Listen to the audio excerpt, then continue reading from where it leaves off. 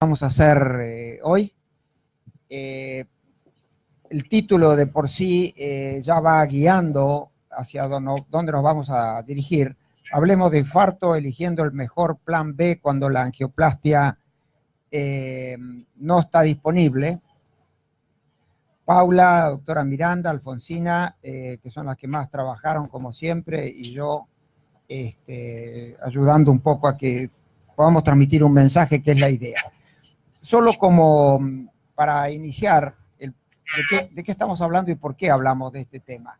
Sepamos que se mueren 300 y pico de mil personas por año en la República Argentina, de los cuales 1 de cada 3 son cardiovasculares, que quiere decir que se mueren 100.000 personas por año de lo que se llamaría muerte cardiovascular, que incluye stroke. En cuanto a el infarto en sí mismo, se calcula internacionalmente, y después lo vamos a ver si podemos con el doctor Alexander de la India, que ellos han hecho un trabajo fantástico, que hay un infarto cada 1.000 personas. En la India veo que hay 1,5 a 2.000, pero si alguien tiene algún dato diferente, bienvenido, pero más o menos se manejan ese tipo de datos, y dentro de la República Argentina se calcula, y no se sabe, porque no hay un registro, que podría haber unos 50.000 infartos por año. Las muertes registradas por el Ministerio de Salud por infarto son 15.000 por año.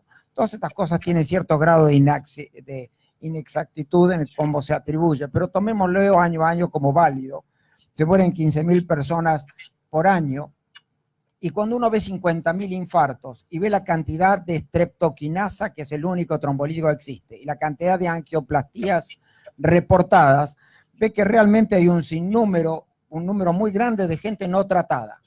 Uno se sienta en Europa con la gente, ve cuántos tratan y te dicen más o menos el 80-90%. Y acá estamos tratando 20, 25, hay como un 80, 70, 80% de la gente que por distintas razones no es tratada adecuadamente.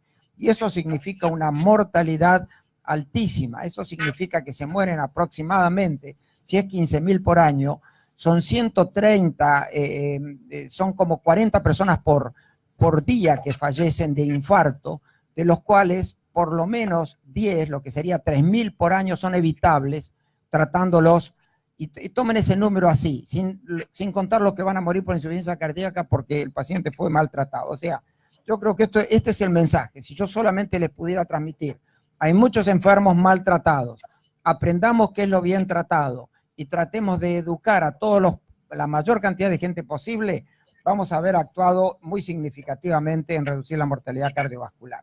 Ya sabemos, y en el instituto nos sentamos en que los pacientes vienen para angioplastia, y la angioplastia es lo más aceptable, lo mejor que uno le puede hacer, si dentro de los 120 minutos, de hecho, el diagnóstico, que es el electrocardiograma, el paciente va a llegar a ser destapada la arteria. Si no va a llegar a ser destapada la arteria, acá es el Ateneo. ¿Qué va a pasar como plan B aquel que no va a poder ser tratado con angioplastía? Y de esto vamos a tratar de revisar un poco las cosas, el uso de los trombolíticos, la angioplastia primaria, limitaciones, y el título sería Estrategia fármaco-invasiva. Así que con esta introducción, Paula, te doy a que vos comiences entonces con el Ateneo. Y por supuesto vamos a tener, y vamos a ver que nos salga la conexión, había un pequeño problemita antes de empezar, vamos a tener al doctor Thomas Alexander, que es un experto en cardiología, que ha trabajado en la India muchísimo, y que han solucionado y han trabajado con el Estado en un montón de sistemas para tratar de armar primariamente redes. Así que lo vamos a tener hacia la mitad del Ateneo para que nos comente qué están haciendo. Adelante entonces.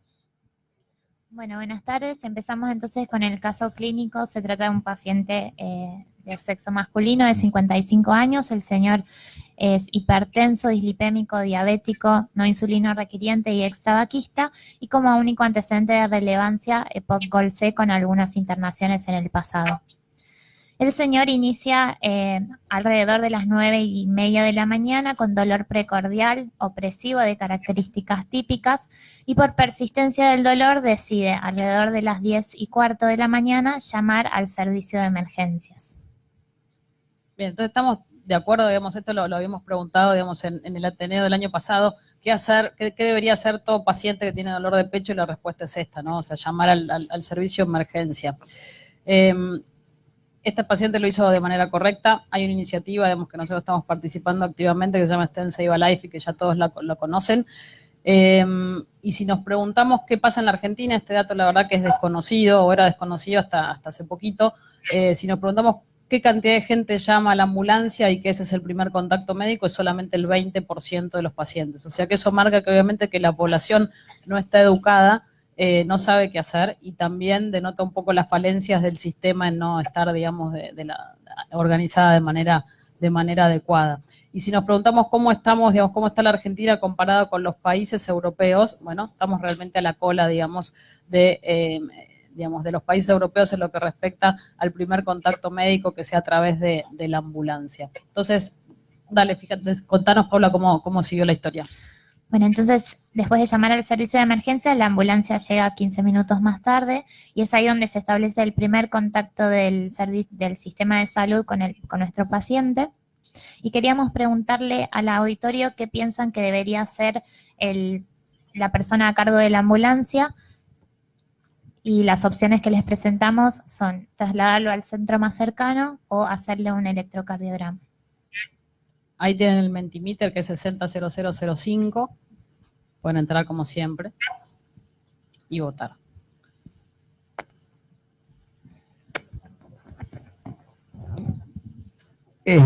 ¿Cuánto tiempo esperamos acá? Ayúdenme ustedes que manejan esto. No, es abierto, depende de cuánto tiempo quieran dedicarle, pero todos pueden ir contestando ahora o no hay un tiempo límite. Bueno, quizás mientras lo van haciendo, si alguien quiere opinar directamente de la audiencia, ¿qué le parece? Como que nos aumente hacerle un electrocardiograma, no trasladarlo al centro más cercano. Bueno, tomemos así esto. Pásame el próximo. No. Creo que hay... Ahora, por favor, quisimos poner esto por lo siguiente. Estamos diciendo que la mejor manera, y esto para nosotros es educar a nuestros amigos, a nuestros pacientes, a los médicos, sepamos qué es lo que está escrito, qué es lo que hay que hacer. Una ambulancia no es un taxi, sino sí anda en taxi. La ambulancia tiene que poder hacer un electrocardiograma. Y en ese contexto está la data suficiente para decir que están las guías clínicas y tiene que estar hecho el electrocardiograma dentro de los 10 minutos. Es decir, cuando uno habla de hacer un electrocardiograma a una persona que está con dolor de pecho, está hablando de que debe estar hecho dentro de los 10 minutos.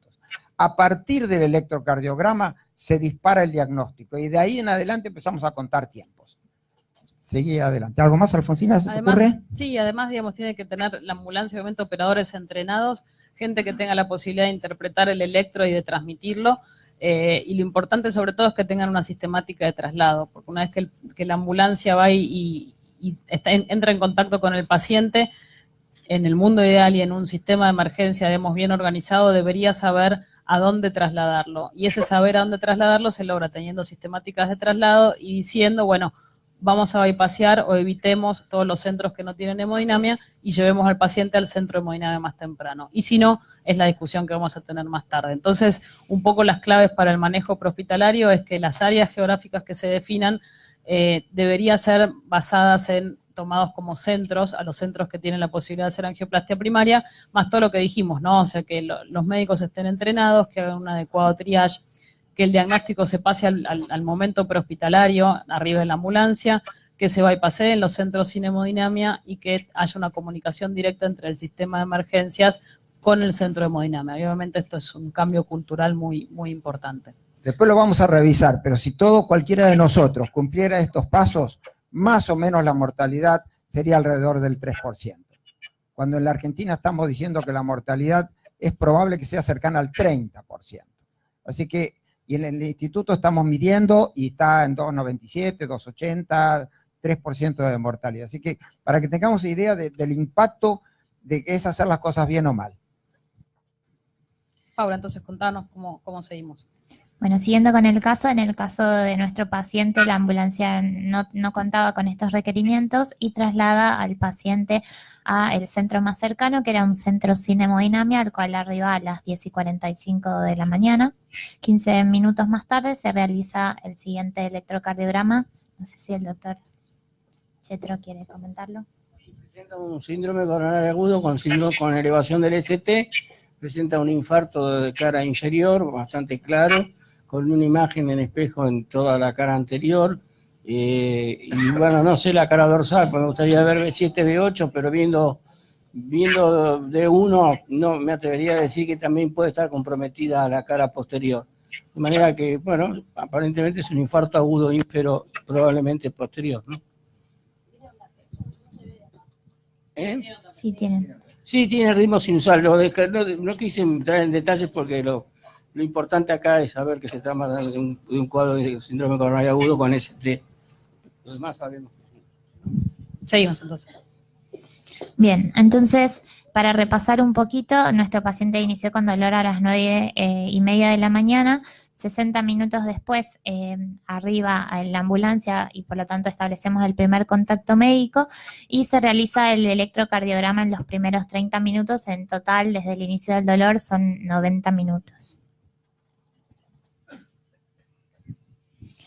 Entonces, les queríamos preguntar nuevamente, ¿qué piensan que es cuál es la estrategia a seguir? ¿El paciente debería recibir fibrinolíticos o evaluar la posibilidad de derivarlo para una cinecoronariografía y eventual realización de angioplastia según corresponda?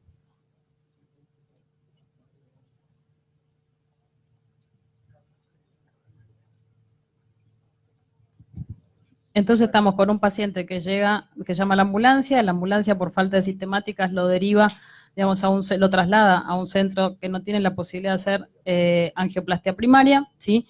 Entonces, lo que nosotros queríamos saber es qué hacemos, ¿no? ¿Pasamos trombolíticos o evaluamos la posibilidad de derivarlo? Y la verdad... Fíjense cómo está escrita la palabra, evaluar la posibilidad de derivarlo. Y contestaron la mayor parte que evaluar la posibilidad de derivarlo. Vamos a ver en qué esquemas es correcto y en qué esquema no es correcto. Alguien dijo no, no sé quién dijo no. Esa es una pregunta clave. El tema es saber si uno tiene dentro de las 2 horas un centro para hacerle la angioplastia. Porque si no tiene un centro dentro de los 120 minutos, que es el tiempo ideal de ventana para hacerle una angioplastia, ya entonces hay que pensar en un fármaco tratamiento. De manera que seguir derivándolo con el infarto que tiene el paciente, yo creo que es peor. O sea, salvo que tengamos la seguridad de encontrar un centro, reitero, que tenga hemodinamia, si no, seguimos tardando y perdiendo tiempo. Entonces hay que pensar seriamente en un fármaco tratamiento. ¿Algún otro comentario? Por eso entonces decía la pregunta, evaluar la posibilidad, y está muy interesante como vos encarás la respuesta. Básicamente lo pensamos así, por eso lo preguntamos de esta manera, porque todos saben, digamos, que la angioplastia es el tratamiento de elección. Esta diapo tiene 1000 años, es el metaanálisis de Green de los 23 ensayos clínicos, y sabemos que la angioplastia reduce la muerte, reduce el infarto, reduce el ACV, el isquémico e incluso el hemorrágico comparado con los trombolíticos. Entonces lo que deberíamos hacer es que cada centro que no tiene la posibilidad de hacer hemodinamia sepa dónde está el centro de hemodinamia más cercano y ya se pare en ser un centro que pueda derivar al paciente o pasar, si está muy lejos, pasarle trombolíticos y después derivarlo. Ese metaanálisis analiza todos los pacientes con trombolítico y todos los pacientes con angioplastia primaria, pero si miramos una coronaria derecha dominante como podría ser este paciente, la probabilidad de que un trombolítico abra la arteria es la mitad que en la descendente anterior, con lo cual tenemos un argumento más para pensar si estamos en un lugar donde tenemos posibilidades de derivarlo para angioplastia primaria, que es una buena razón, porque si no es tirar una moneda al aire.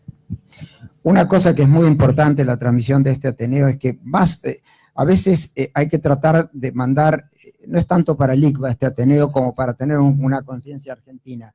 Cuando uno va en caso de, y si tiene tal edad, y si tiene, llega un momento que mejor es transmitir un mensaje claro, macro, y a través de eso uno va tomando, porque cuando empezamos con el riesgo, si es riesgo alto, moderado, hay que tratar de transmitir algún mensaje macro para que las decisiones sean relativamente sistemáticas, pero es tal cual lo que decís vos, Ricardo. Y de hecho, cuando el primer contacto médico, digamos, es en lugares en donde no tienen la posibilidad de hacer una electro, como fue en el caso de la ambulancia, o cuando llegan a lugares que no tienen la posibilidad de hacer esto, bueno, lo primero que hay que preguntarse, y por eso hicimos esta pregunta, es ¿qué tiempo tenemos a la angioplastia primaria?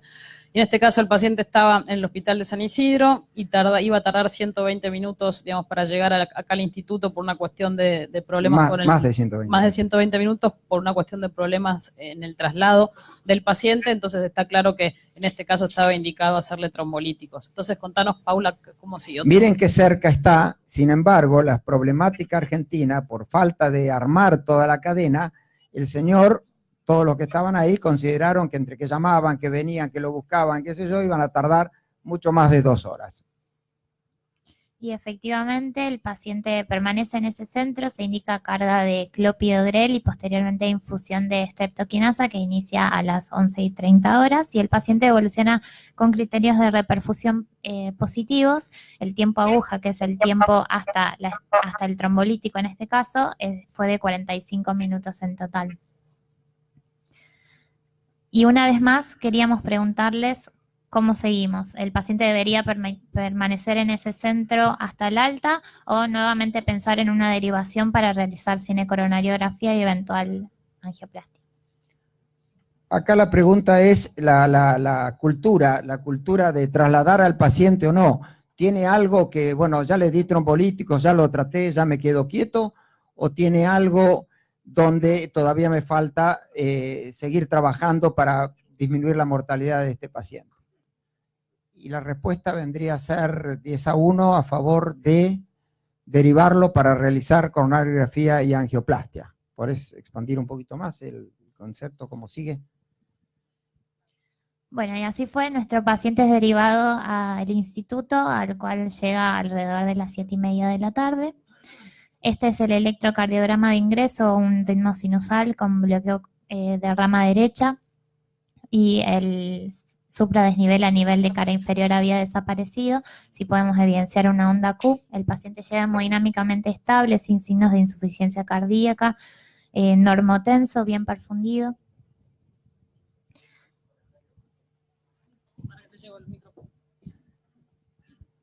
Fíjense la hora en la cual el paciente arribó acá, 19:20, había empezado con dolor. 9:30 de la Voy a poder revisarles un cachito los tiempos para que todo el mundo...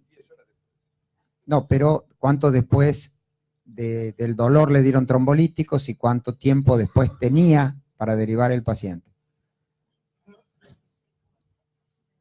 11:30 le dieron y como sabían que iban a tardar mucho en derivar el paciente... Sí, son 9 horas alrededor que tardaron en la derivación. Pero no hay drama, no hay drama. Es decir, acá tenés todo el tiempo del mundo, no todo el tiempo del mundo, pero tenés hasta 24 horas para hacerlo. Entonces, ya ahí te bancás toda la sistemática y la complicación, etcétera, etcétera, estás dentro de las guías. Una aclaración, Jorge, quería hacer. Me parece que con la idea esta de que esto se está transmitiendo por ahí a otros lados, me parece que es interesante hablar un poquito de los criterios de reperfusión. Los criterios de reperfusión han sido muy usados y se hablaba mucho en Argentina y se ha escrito mucho sobre criterios de reperfusión en la época de la streptokinasa y la época del tratamiento fibrinolítico del infarto. Me parece que han perdido vigencia. Y han perdido vigencia por varias razones. La principal es porque los criterios de reperfusión utilizan las enzimas cardíacas para demostrar que la arteria está abierta y también utilizan la perpetuación o no del dolor. Y hoy se habla directamente, y creo que el doctor Cura publicó hace unos cuantos años, Fernando, el valor de la caída del ST, que es lo que realmente marca que la arteria se abrió o no se abrió. Digo esto porque se sigue hablando, cuando uno usa streptokinasa, se sigue hablando de criterios de reperfusión. Me parece que habría que cambiarlo por la caída de la sumatoria del ST y no hablar más de criterios de reperfusión. Segundo, creo que obviaste el tema de aspirina. Seguramente si el enfermo no estaba con aspirina, además de la carga de clopidogrel, que es correcta la indicación, también obviamente supongo que está sobreentendido que el paciente debiera haber recibido carga de aspirina. Sí, así es, recibió carga de aspirina y posteriormente tratamiento con estatina en altas dosis. Ahora yo digo, por ejemplo, con el comentario tuyo, Marcelo, el criterio de reperfusión. En lo que hace a derivar el paciente o no, ¿qué hacemos? ¿Esperamos si reperfunde, no reperfunde? ¿Cuánto tiempo tarda la streptokinasa en pasar? ¿O la sistemática que estamos hablando es, no importa qué, el paciente es derivado? ¿Cómo lo interpretamos? Bueno, seguramente nuestro colega de la India nos va a ilustrar un poquito mejor sobre esto. La realidad es que el traslado inmediato en pacientes que reciben fibrinolíticos está más pensado para drogas fibrinoespecíficas por uso endovenoso, como el TNK, que sería el trombolítico ideal, porque realmente el TNK uno se lo inyecta y no necesita demasiado control de la presión arterial ni el enfermo. Cuando uno da streptokinasa lo tiene que hacer por bolo, goteo, hay riesgo de hipotensión, por eso la streptokinasa se tiende a usar cada vez menos en el mundo. Pero bueno, en esto que nos tenemos que acomodar a cómo actuar en la emergencia, si llamar o no llamar, o subirlo a la ambulancia o al taxi, como decías vos, y de usar solamente streptokinasa, me parece que por ahí también tenemos que pensar un poquito cuál es el estado hemodinámico. En general, si el paciente no reperfunde, hay que inmediatamente, si el paciente no baja el ST para hablar con mayor propiedad, hay que subir a la ambulancia directamente, y si baja el ST, hay que subir a la ambulancia casi directamente, no cambia demasiado la conducta según baja el ST. Por eso yo hablaba de que el tema de los criterios de reperfusión por ahí sirvieron para otra época del tratamiento intervencionista del infarto. Es muy importante ese concepto, es decir, cuando estamos hablando de lo que estamos hablando de fármaco invasiva, es independiente de si el paciente reperfundió, si no, lo que estamos hablando es angioplastia de rescate. La angioplastia de rescate, por razones que vamos a ir desarrollando después durante el Ateneo, no es para nada el arma ideal, lo que uno, digamos la respuesta ideal. Lo que uno tiene que tratar de hacer es seguir una sistemática. Esa sistemática es preparar tranquilo la derivación. Si reperfundió bien, y una vez que llegue al centro se verá si hace falta después del cateterismo hacer algo o no, pero se deriva y de cualquier manera, después de haberlos dado, pasado un tiempo con la streptokinasa, quizás tenés de 3 a 24 horas para trasladar al paciente, tampoco es cuestión de salir apresurado en el medio del goteo. Bueno, continuamos. El paciente tenía una troponina ultrasensible de 1200. Esta es la radiografía de tórax al ingreso, un índice cardiotorácico ligeramente aumentado, senos libres y no presentaba signos de insuficiencia cardíaca, y se realiza el cateterismo, donde se evidencia una lesión a nivel de coronaria derecha en tercio proximal, un flujo TIMI2,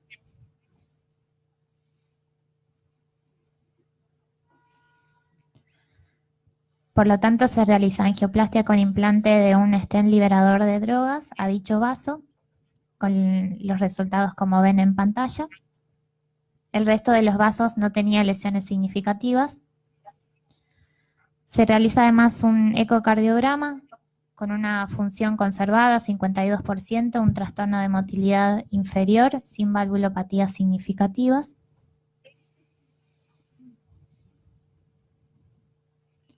Y finalmente, después de 3 días, nuestro paciente es dado de alta con doble antiagregación, altas dosis de estatinas, beta bloqueantes y el resto de la medicación como ven en pantalla. ¿Alguna pregunta tienen acerca de este caso? Normal, sin lesiones. Único vaso era. Entonces ahora, la verdad que medio rápido, este caso presentamos con, digamos, tomamos el tiempo para discutir sobre todos los tiempos y la estrategia. En el segundo caso vamos a ir un poquito más rápido porque todavía nos falta a Tomás que nos cuente su experiencia, y un poco esto es para contarle todos los problemas que hubo en este caso, ¿sí? Que es una mujer de 73 años, tabaquista, hipotiroidea y solamente con antecedentes de una colecistectomía y sin antecedentes cardiovasculares ni coronarios, que empieza a las 5 de la mañana con dolor. Sabemos que las mujeres, está acá presente Judith, pero sabemos que las mujeres, digamos, tienen dolores más atípicos y generalmente eso hace que tarden más en reconocerlos y que consulten de manera más tardía, y en este caso consultó a un centro sin hemodinamia a las 10:30, o sea, todo lo que no había que hacer.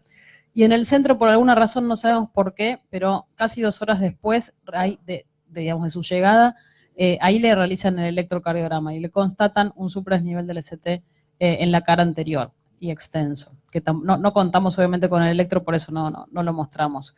Entonces, esto pone de manifiesto, digamos, que si bien nosotros tenemos nuestro programa Portabalón y hacemos las cosas, o intentamos hacer las cosas lo mejor posible, de la manera más rápida, y sabemos que tiempo es músculo para el paciente que está cursando un infarto, digamos, hay factores que nosotros desde acá adentro no podemos controlar. Y entonces eso implica lo que, digamos, el cambio de cultura que hay que hacer y de educación. Y que en este caso, obviamente, la paciente demoró al consultar y que encima llegó a un centro en donde no estaban preparados, en donde la falta de organización puertas adentro hace que no tuvieran un triage para que la vean rápido y le hagan un electro rápido, y que no tengan sistemáticas en el infarto, en donde eso hace que el retraso sea aún mayor. Y como consecuencia de esto, bueno, la paciente tenía 7 horas 25 desde el inicio del dolor.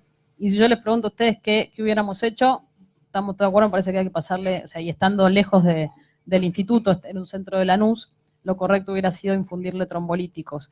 Y no solamente que no le infundieron trombolíticos, sino que la derivaron al paciente a las 7:30 de la tarde. 7:30 de la tarde llegó acá al instituto sin ningún tipo de tratamiento de reperfusión. Entonces ahora nos encontramos con una paciente con 14 horas y media de dolor que seguía con dolor. Y ahí nos va a contar Paula cómo llega al ICUA. Bueno, la paciente ingresa con ese electrocardiograma, como pueden observar, un supradesnivel del ST de B2 a B4, taquicárdica, presión arterial 160 y signos claros de insuficiencia cardíaca. Esa es la radiografía de tórax, tenía, para mencionar, una paresia del lado derecho y signos de redistribución de flujo. Se realiza de emergencia esa cinecoronariografía donde se observa la oclusión de la arteria descendente anterior.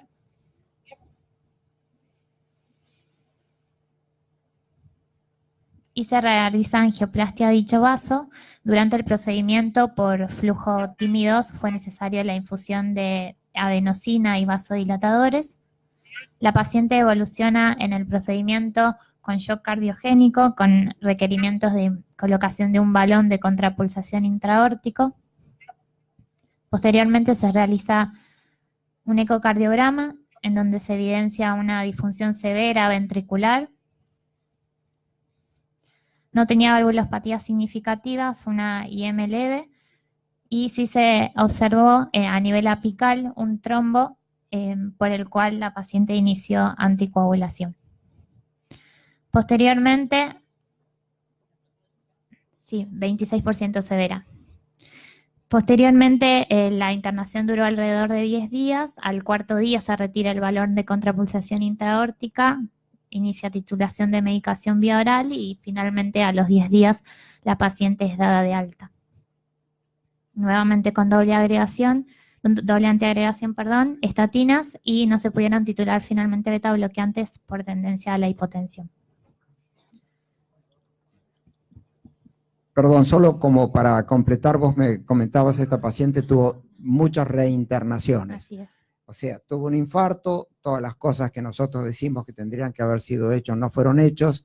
Dice, la angioplastia debe ser lo mejor para este paciente, lo derivaron, pero tan tarde que ya no le servía. Siempre le sirve, pero hubieran podido hacer un montón de temas que se hicieron en el primer caso. Queda con 10 días internado, balón de contrapulsación. El costo que significa para quien lo pague esto es muy alto, y el costo para el paciente es quedar con insuficiencia cardíaca de por vida. Entonces, esto fue un poco el mensaje, ¿no? En un caso no se llegaba a la angioplastia, pero hicieron las cosas bien. Ahora no se llegaron a la angioplastia, pero y se hicieron las cosas mal. Y esto tiene, de esto se trata el mensaje que tenemos que enseñar a la gente, ¿no es cierto?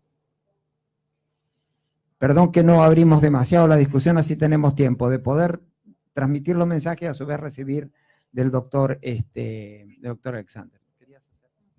No, entonces un poco ahora Paula va a revisar un poco la evidencia, pero como decía Marcelo, ¿no? O sea, es pasar trombolíticos y pensar en derivar al paciente, y eso es parte de la estrategia farmacoinvasiva. Si no reperfunde, rápido para hacer un rescate, y si reperfunde, bueno, uno tiene como bastante más tiempo. Y cuando uno mira la evidencia, hay dos cosas, digamos, que hay que mirar, ¿no? Para preguntarse si la estrategia farmacoinvasiva es mejor o no. Hay bastante resistencia, digamos, en la comunidad cardiológica a utilizarla por una cuestión de si la discusión pasa si hay que derivar al alto riesgo, si hay que derivar al bajo riesgo, si hay que derivar a todos o no. Entonces, la evidencia básicamente dice dos cosas. Primero que la angioplastia rutinaria después de los trombolíticos, que es esta estrategia farmacoinvasiva, es mejor que la angioplastia de rescate o que el tratamiento estándar. Y el tratamiento estándar implica pasarle trombolíticos y esperar, digamos, el alta y hacer una prueba funcional, o sea, una revascularización guiada por isquemia al alta, o rescate. Cuando comparamos eso con derivar a todos, bueno, digamos, ese tipo de procedimientos reduce el combinado de muerte, infarto, etcétera, ¿sí? Pero no la muerte sola. Y después, cuando nosotros comparamos con la angioplastia primaria, bueno, esta estrategia farmacoinvasiva es tan buena como, o sea, no es inferior. Entonces eso es un poco lo que Paula va a detallar, 2 estudios solamente para que no sea muy, muy tedioso. Bueno, para empezar, hay un registro que se hizo en el año 2005, de 2005 a 2008 en Francia, que es el registro FASMI, que fueron alrededor de 1.800 pacientes con síndrome coronario agudo que se enrolaron en un mes. Se los siguió a lo largo de un año y el seguimiento incluyó la evaluación de según el tipo de estrategia de revascularización que habían tenido. Como ven en el gráfico, el 30% alrededor de los pacientes recibió trombolíticos y de ese 30%, un 54% se trató con la estrategia sistemática. El 90% alrededor de los pacientes que recibieron trombolíticos terminaron con una cinecoronariografía. En el recuadro de abajo lo que quería mostrar era un poco los tiempos promedio. En el caso de la trombolisis fueron 130 minutos y en el caso de la angioplastia primaria 300 minutos, y mostrarles cómo se alejan, que es un registro y que es la vida real, cómo se alejan de por ahí los trials y los estudios a los que estamos acostumbrados y de los cuales obtenemos resultados. Y me pareció importante, entre ambos grupos, la principal diferencia era a nivel de la función ventricular, significativamente mejor en aquellos en los que se hacía trombolíticos. Y como punto primario, en el gráfico número 1 se observa la sobrevida al año y se puede observar cómo aquellos no reperfundidos tienen una importante diferencia con respecto al grupo de lisis y posterior angioplastia y el grupo de angioplastia primaria, pero entre estos últimos dos grupos no hay diferencias. En el gráfico 2 pueden observar que también me pareció muy importante mostrarlo porque es un poco de dónde surgen todas las recomendaciones. En el recuadro, en la barra blanca está ejemplificado los pacientes que fueron llevados a estrategia sistemática. Y ahí se puede ver cómo es a partir recién de los 120 minutos que comienza a descender la mortalidad en este grupo y no antes.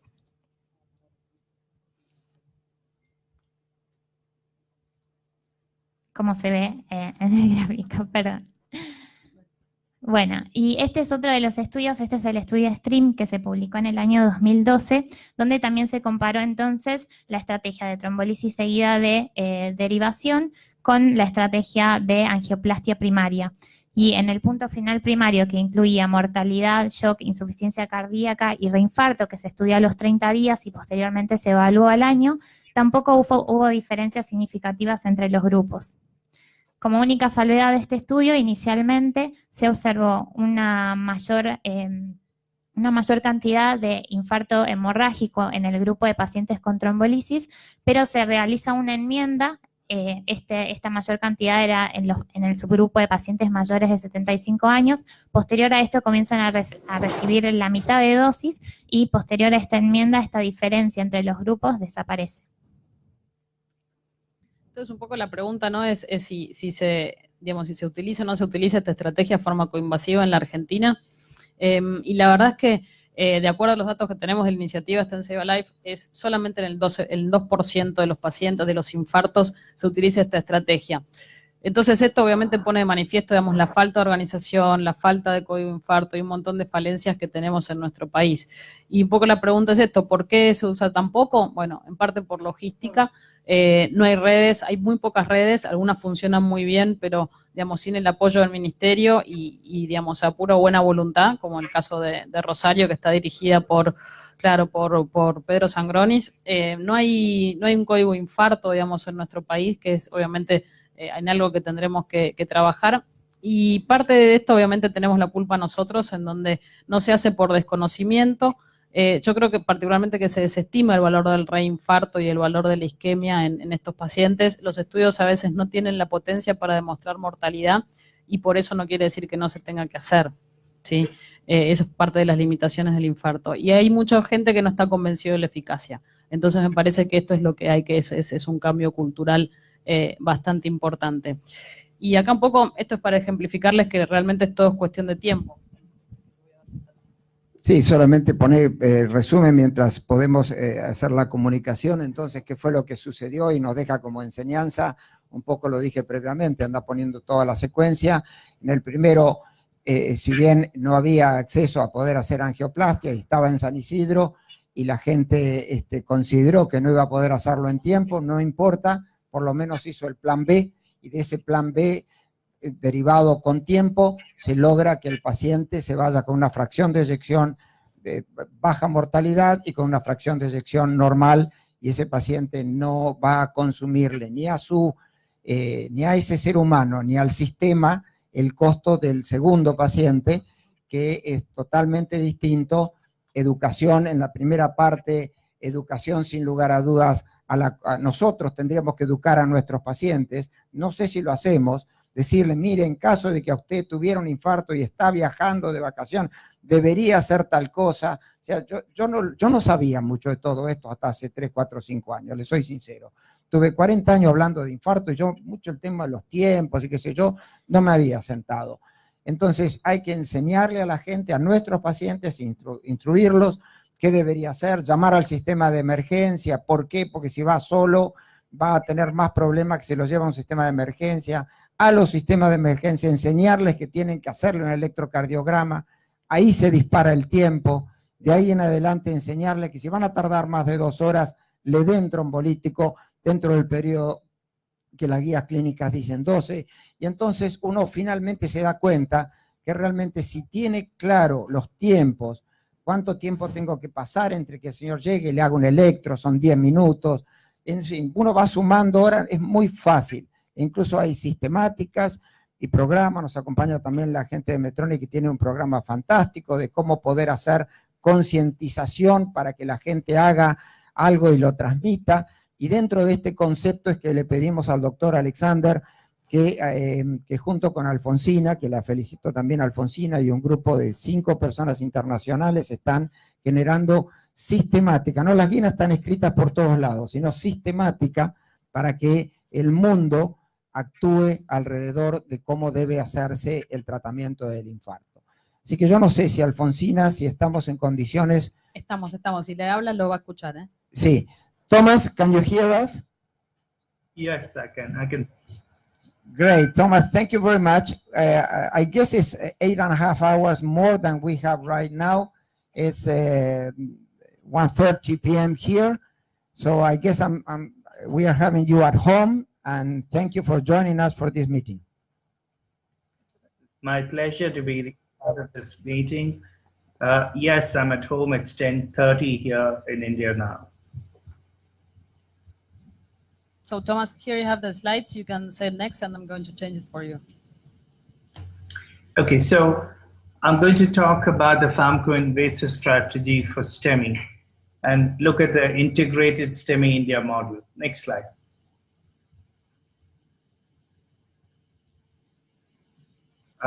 If you look at the challenges that we face in reperfusion, we have some estimates of what's the number of cases of STEMI in India.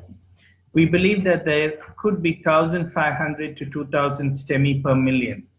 And if that were to be true, we would be dealing with something like 2 to 2.6 million patients with STEMI every year.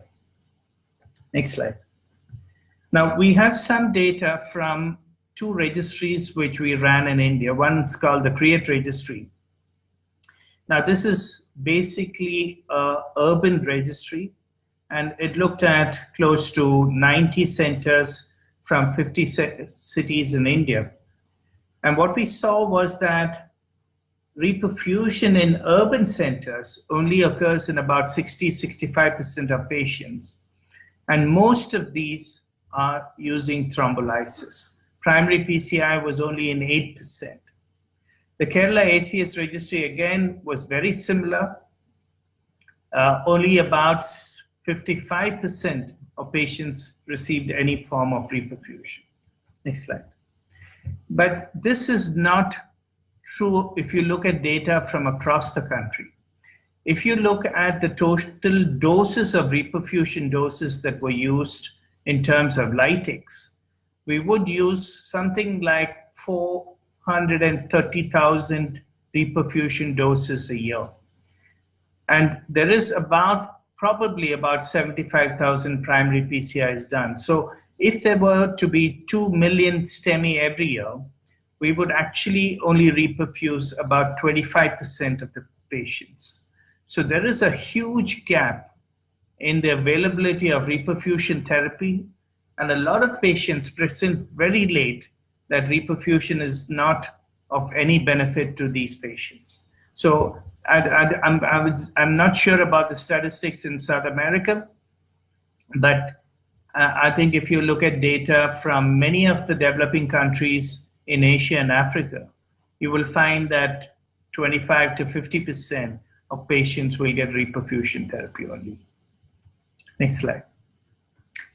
Now, the STEMI India model that we talk about used 2 reperfusion strategies. If a patient presented to a hospital with a cath lab, they would get primary PCI.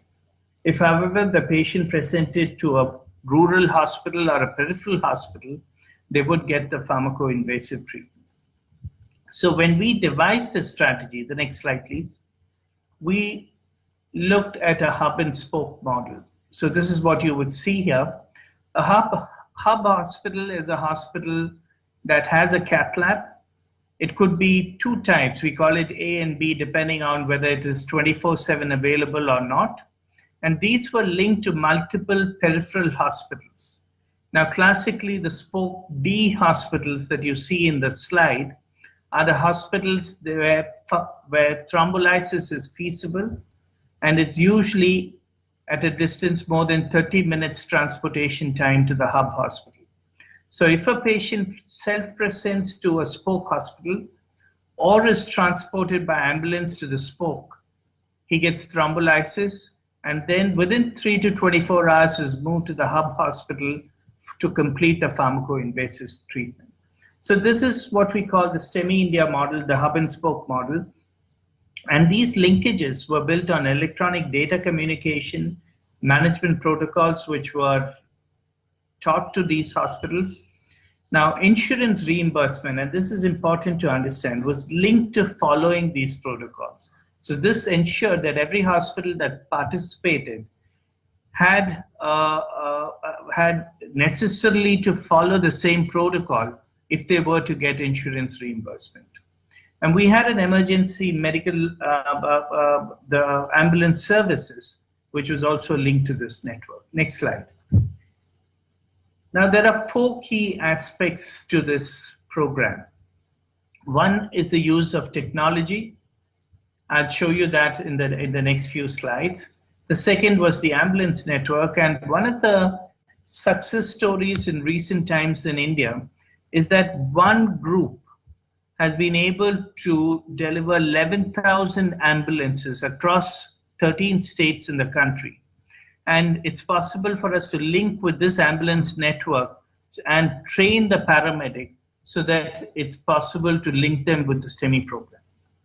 The third important aspect was the use of a software which is common to all these hospitals. So whether you present it to the hub, whether you present it to the ambulance, or if you present it to the spoke hospitals, the same software was used. And all this was stored in the cloud so that it is possible for us to look at the data, analyze the data, both for audit as well as for quality improvement. But I think the most important of this is what we call a statewide insurance scheme.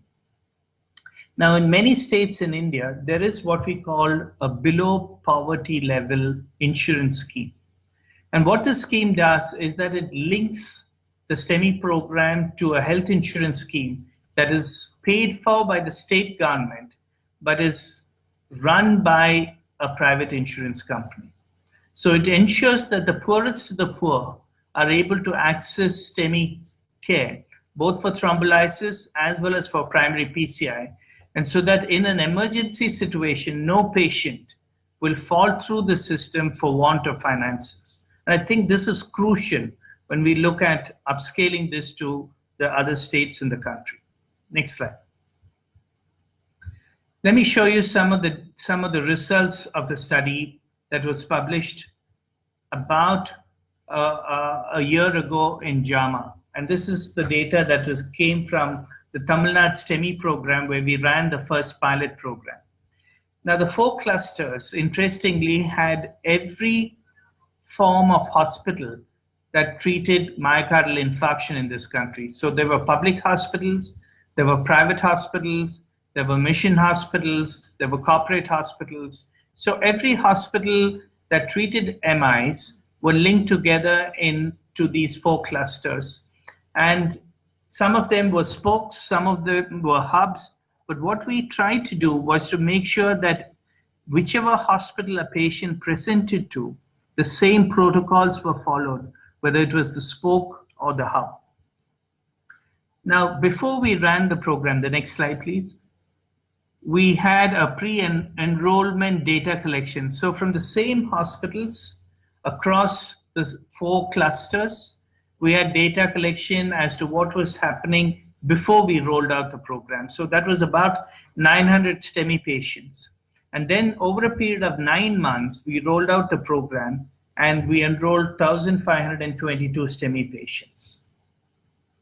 Now, interestingly, if we just looked at the whole cohort of patients and we looked at mortality, if you go to the next slide, please. If you look at the bar diagram and look at the blue bar diagrams alone, and that's mortality and in-hospital mortality in patients, depending on the strategy that was used. Now, about 10% of patients did not get any form of reperfusion, and this is mostly because they came very late to these hospitals, and the mortality was about 10%. Now, in the spoke hospitals, standalone thrombolysis was used in a substantial number of patients, and the mortality was 9%. You can see that there is some drop in mortality, but the mortality is pretty high. While if you looked at the previous slide, please. If you looked at the mortality in the pharmacoinvasive and in the primary PCI, this is across the group, you'll see that the mortality is about 2%, which is very, very good, showing us that the 2 strategies that we chose was clearly the most effective. Next slide. Interestingly, in the pre-implementation, you can see that only 0.5% of patients had pharmacoinvasive treatment. That is, that they were transferred from the spoke to the hub. But once we were able to implement the program, 30% of the patients were able to get pharmacoinvasive treatment. Next slide. And if you look at the mortality, you can see that there is a significant mortality reduction, and that at 1 year of 3.5% once the system came into play. Next slide. Now, we believe that this reduction in mortality is because of the change in strategy. If you look at the pre-implementation, you see 53% had standalone thrombolysis, and only about 34 or 35% of patients had either pharmacoinvasive or primary PCI. But once we implemented, you can see that close to 60% had either primary PCI or pharmacoinvasive, which clearly had the lowest mortality, and only 28% had thrombolysis as a standalone. Next slide. So to conclude, we showed that thrombolysis is the dominant mode of reperfusion in India and will continue to remain so in the foreseeable future. Interestingly, streptokinase was the lighting used in about 90% of our patients. There was a 22% relative reduction in mortality in the program, and this was predominantly accounted for by the shift in practice from thrombolysis to pharmacoinvasive treatment. We did a propensity-based analysis to compare the pharmacoinvasive using streptokinase with primary PCI, and we were able to show very similar mortality with no excess of bleeding. Next slide. The streptokinase and the pharmacoinvasive treatment that is used. The next slide, please. The pharmacoinvasive treatment that it was 17 hours after the Lytic. And if you look at all the other studies that use third generation Lytics, it is usually between 6 hours and 12 hours. So this may be one of the reasons for the safety of using streptokinase, that we delayed the pharmacoinvasive treatment to about 17 hours. The second reason could be that almost 70 to 80% of the patients had transradial intervention rather than transfemoral. One of the important things that we saw in this study is that about 40 to 50% of the patients had a switch to one of the newer antiplatelet agents, prasugrel or ticagrelor, in the cath lab. And we know from the recent data from the TREAT study that there is safety in shifting to one of these and that there is no increased risk of bleeding.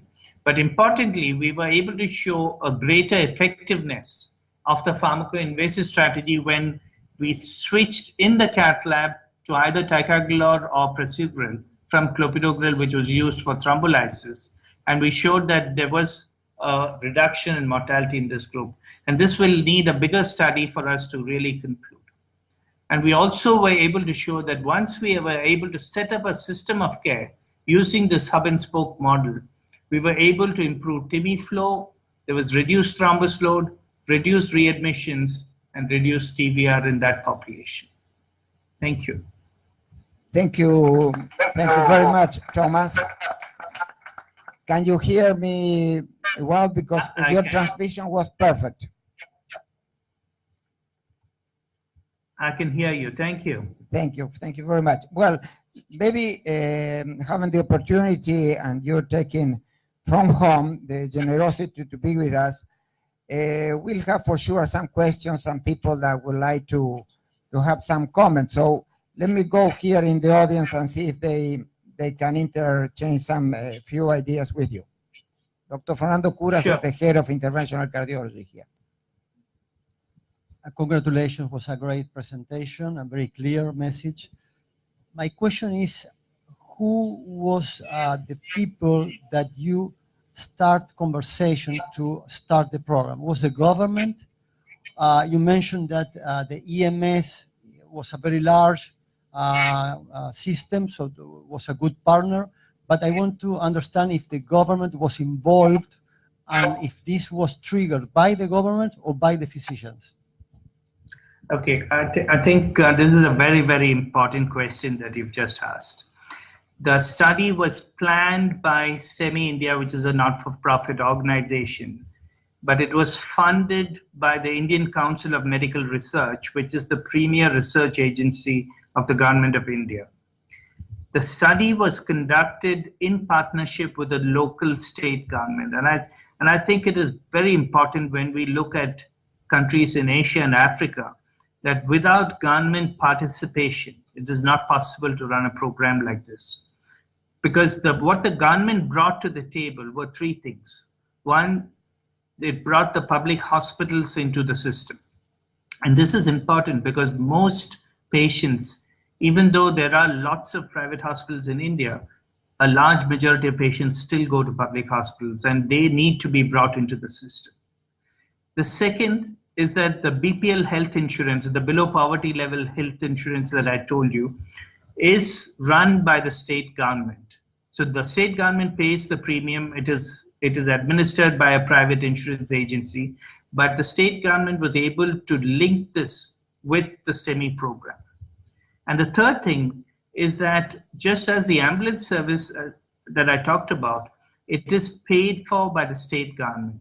So we get the state government part of it, they will bring the ambulance services along with them. Even though it's run on a public-private partnership, the funding is from the state government. So I think for any program to work in Asia or Africa, you need government to be part of it. There's another question, Dr. Trivi, who is the head of cardiology. Congratulations for your talk and for your job. It's very interesting. I have a question about your protocol of the pharmacoinvasive arm.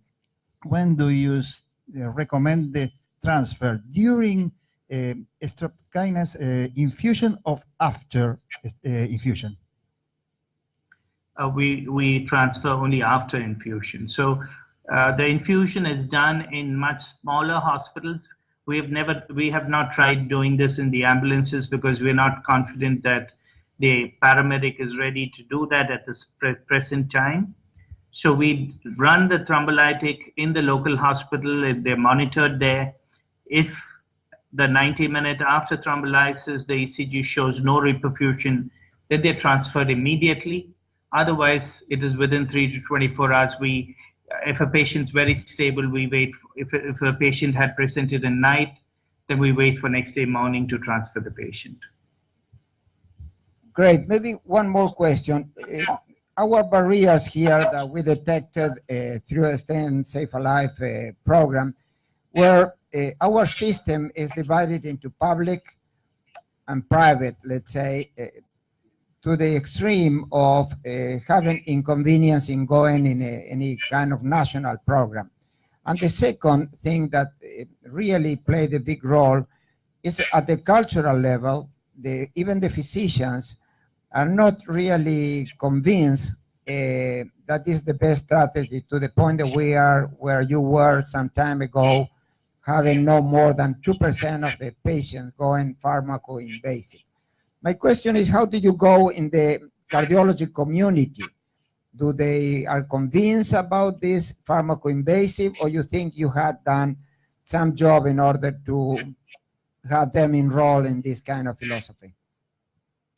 Okay, and I think again, this is a very important question, and the strategy that we used, I don't know how it is in your country, but in our country, most of the smaller hospitals in small towns or rural areas are manned not by cardiologists, but by physicians.